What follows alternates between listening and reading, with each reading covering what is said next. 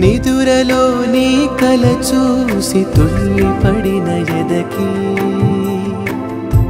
ఏ క్షణం ఎదురవుతావో జోల పాటవై ఆకలని అడగక ముందే నోటి ముద్ద నువ్వై ఏ కథలు వినిపిస్తావో జాబిలమ్మ